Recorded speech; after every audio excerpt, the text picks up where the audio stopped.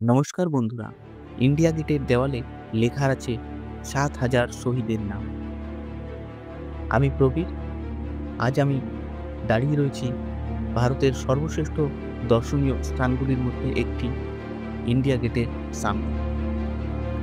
আজ আপনাদের জানাবো কিভাবে আপনারা খুব সহজে এখানে পৌঁছাবেন, কোন কোন বিষয়গুলোয় আপনাদেরকে সাবধানে থাকতে হবে। তো চলুন এক্সপ্লোর করা যাক। দিল্লির যে কোনো প্রান্ত থেকে আপনি ইয়েলো লাইন অথবা ভায়োলেট লাইনের মেট্রো করে চলে আসুন central secretariat metro station. Metro station থেকে ৩ অথবা ৪ নম্বর গেট থেকে আপনি এক্সিট করুন।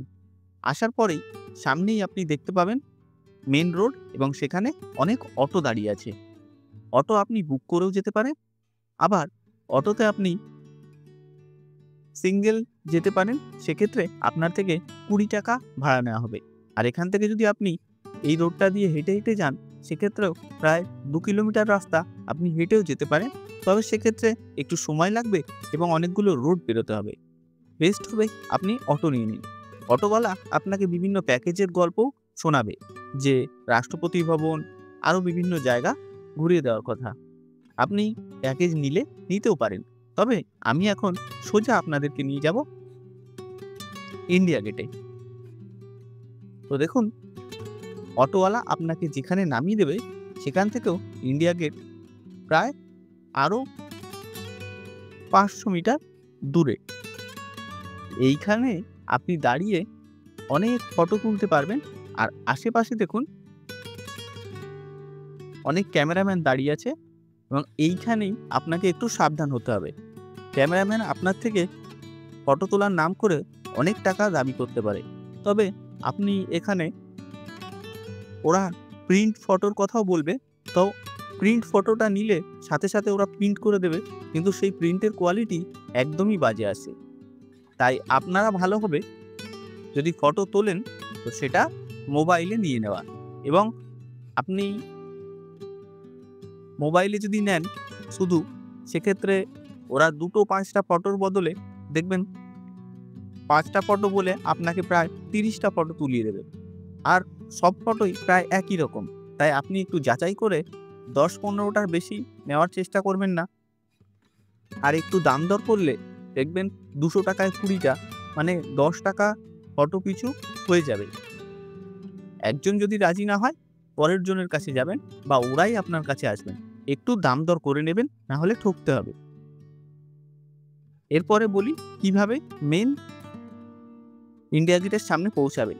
পাশেই দেখুন একটা আন্ডারপাস আছে। এই আন্ডারপাসে আপনাকে যেতে হবে এবং এই আন্ডারপাস দিয়ে আপনাকে পৌঁছে যেতে হবে ইন্ডিয়া গেটের একদম কাছে। আন্ডারপাসে বিভিন্ন ইতিহাস, কিভাবে এটা তৈরি হয়েছিল, সমস্ত কিছু লেখা আছে। আপনি এগুলো পড়ে দেখতে পারেন। এরপর দেখুন আমরা চলে এসেছি একদম ইন্ডিয়া গেটের সামনে। ইন্ডিয়া গেট ১৯২১ সালে তৈরি হওয়া শুরু হয়েছিল এবং ১৯৩১ সালে এটা কমপ্লিট হয়েছিল। প্রায় ১০ বছর লেগেছিল। প্রথম বিশ্বযুদ্ধে যে ৭০,০০০ ভারতীয় সেনা শহীদ হয়েছিলেন ইংরেজদের হয়ে লড়ে, তাদের স্মৃতি রক্ষার্থে এই সৌধ তৈরি করা হয়েছিল এবং এখানে ৭০,০০০ শহীদের নাম খোদাই করা আছে। দেখুন, আপনাদেরকে একেবারে পাশ থেকে আমি এই নামগুলো দেখাচ্ছি। এটি প্রায় ৪২ মিটার উচ্চতা বিশিষ্ট স্মৃতিসৌধ। ইন্ডিয়া গেটের ঠিক মাঝখানটায় অমর জওয়ান জ্যোতি সবসময় জ্বলতে থাকতো। সেটা এখন এখান থেকে সরিয়ে ইন্ডিয়া গেটের পেছনেই ন্যাশনাল ওয়ার মিউজিয়াম বানানো হয়েছে, মেমোরিয়াল, ওখানে রাখা আছে। ওখানে সবসময় প্রজ্বলিত শিখা জ্বলতে থাকে। আর এখানে আসার সবথেকে বেস্ট সময় বলবো দিনের বিকেলের দিকটা। বিকেলের দিকটা আসুন, এসে ইন্ডিয়া গেট প্রদর্শন করুন। এখানের স্ট্রিট ফুড আছে, সেগুলো আপনারা টেস্ট করতে পারেন। তবে আমি টেস্ট করেছিলাম, মোটেও ভালো লাগেনি। দিনের আলোয় ফটোগুলোও আপনার খুব সুন্দর উঠবে। অবশ্য সন্ধ্যের পরেও আপনারা ফটো তুলতে পারেন। এখানে কোনো প্রবেশ মূল্য নেই এবং রোজই খোলা থাকে। এবং এই জন্যই সন্ধ্যের সময়, বিকেলের সময় আসাটা বেশি ভালো। কারণ বিকেলের পর সন্ধে হলেই এখানে যখন লাইট জ্বলে, ভারতের পতাকার লাইট ইন্ডিয়া গেটে যখন জ্বলতে থাকে, খুব সুন্দর লাগে। অপূর্ব সেই দৃশ্য, আপনারা সেটার সাক্ষী হয়ে থাকতে পারবেন। আর পেছন দিকেই দেখুন, এখানে এই কর্তব্য পথে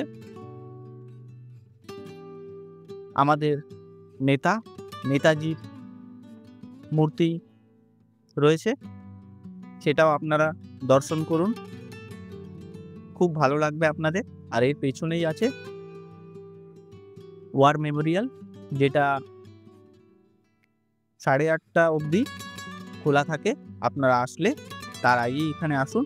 এখানে ভারতের বিভিন্ন যুদ্ধে যেসব সৈনিকেরা শহীদ হয়েছেন তাদের প্রত্যেকদিন সম্মান জানানো হয় এবং তাদের পরিবারের একজন আসেন, সেটাও আপনাদের খুব ভালো লাগবে। তো এই হলো আজকের ভিডিও। ভালো লাগলে চ্যানেলটাকে সাবস্ক্রাইব করে দিন। আর যদি ফেসবুক থেকে দেখছেন তবে আমার প্রোফাইলটা ফলো করে দিন। দেখা হচ্ছে কোনো নতুন ভিডিওয়। Thank you.